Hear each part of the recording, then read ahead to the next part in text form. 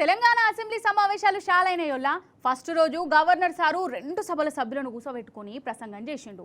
ఇక 20 తారీఖు నాడు బడ్జెట్ పెడతారట. పారి మరి ఫస్ట్ రోజు మీటింగ్ ఎట్లా నడిచింది, గవర్నర్ సారు ప్రసంగంలో ఏమున్నది, మనకు అక్కడికచ్చే ముచ్చట్లేమన్నా నడిచినాయా, అసెంబ్లీ కాడికే పోయి అరుచుకుందాం. కరెక్టు 11:12కి అసెంబ్లీ సమావేశాలు స్టార్ట్ అయినయోలా కొత్త గవర్నర్ సారును అటు అసెంబ్లీ స్పీకరు మండలి చైర్మన్లు వచ్చి కుర్చీలలో కూర్చున్నారు. వందే మాత్రం జనగణమన అయిపోయాక గవర్నర్ సారు స్పీచ్ ఇచ్చిండు. కానీ గవర్నర్ సార్ స్పీచ్ చాలా మందికి నచ్చలేదు, మెచ్చలే. అంటే ప్రభుత్వం రాసిస్తేనే గవర్నర్ సారు చదివి వినిపిస్తాడట కదా. అసలు ఈ స్పీచులు అన్ని అబద్ధాలే ఉన్నాయని బీఆర్ఎస్ వాళ్ళు నిరసన చేసిరు. గవర్నర్ సార్ ఇచ్చిన గంట స్పీచ్లా అసలు 6 గ్యారంటీల ముచ్చట్నే లేదు. 420 హామీల సంగతి ఏందో తీయలేదు.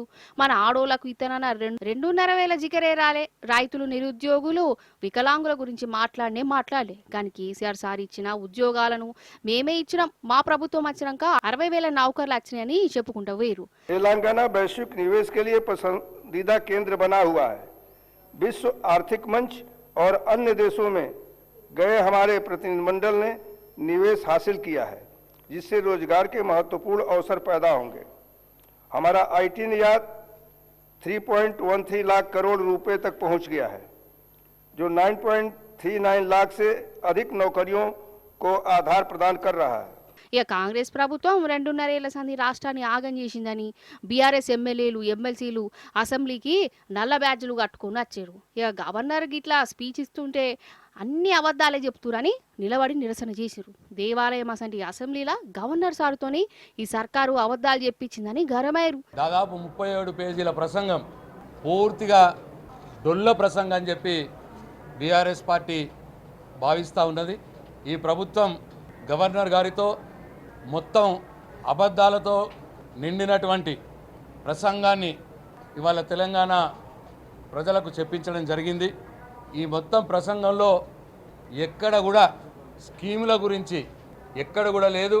స్కాముల గురించి తప్పితే స్కాములు ఏ ప్రాజెక్టులో చేయవచ్చో ఆ ప్రాజెక్టుల గురించి తప్పిస్తే ప్రజలకు పెట్టాల్సినటువంటి స్కీముల గురించి ఈ ప్రభుత్వం ఈ గవర్నర్ ప్రసంగంలో పొందుపరచలేదు. ఈ మొత్తం ప్రసంగం ఇవాళ ఒక చిత్తు కాగితంతో సమానంగా ఉన్నది అని చెప్పి మేము మనవి చేస్తూ ఉన్నాం. ఇక అంతకుముందు అంటే అసెంబ్లీ స్టార్ట్ అయ్యే ముందు బీఆర్ఎస్ లీడర్లు అమరవీరుల స్తూపం కాడికి పోయి నివాళులు ఇచ్చిరు.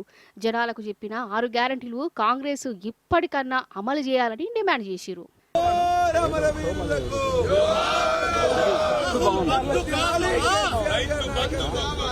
రాహుల్ బంధు కాదురా, రైతు బంధు ముద్దురా, రాహుల్ బంధు కాదురా, రైతు బంధు ముద్దురా, రైతులకు వెన్నుపోట్ల, రాహుల్ వెయ్యికోట్ల, రైతులకు వెన్నుపోట్ల, రాహుల్ వెయ్యికోట్ల, రైతులకు వెన్నుపోట్ల, రాహుల్ వెయ్యికోట్ల.